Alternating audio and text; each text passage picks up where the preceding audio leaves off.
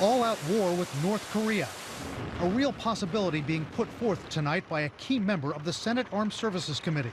Republican Senator Lindsey Graham told NBC's Today Show President Trump told him there will be war with North Korea if Kim Jong-un's regime continues on its path of threatening America with its missile program. Graham says Trump discussed the possible casualties with him. If there's going to be a war to stop him, it will be over there. If thousands die, they're going to die over there. They're not going to die here. And he's told me that to my face. Graham says no one wants a war, but says the president has more of a responsibility to protect the American homeland than the region around North and South Korea. General James Spider Marks, who led U.S. military intelligence in South Korea, says Senator Graham's remarks don't help the situation. What Senator Graham is saying is that a whole host of those folks are going to die. That's a message that we do not have to remind the South Koreans of. They know that. It's unfortunate that he said it. Democratic Senator Dianne Feinstein, who's on the Intelligence Committee, told MSNBC there's more to the danger than Senator Graham seems to realize.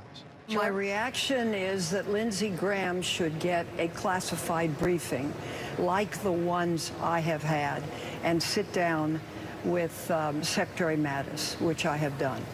President Trump's defense secretary recently issued a dire warning about armed conflict on the Korean Peninsula. It will be a war more serious in terms of human suffering than anything we have seen since 1953.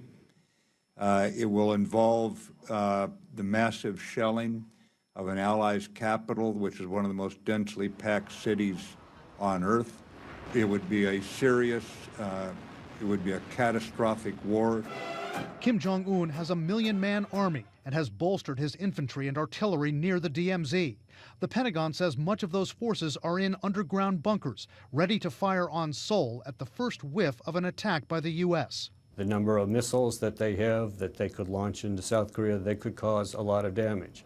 There are about 28,000 U.S. troops in the region. Experts say the U.S. and South Korea would win that war, but some studies project tens of thousands of people killed in the first couple of days. It would be a very nasty fight. The maneuver forces from the United States and South Korea moving into the north would encounter barriers, a very tough foe. They have been there forever, so they know the terrain.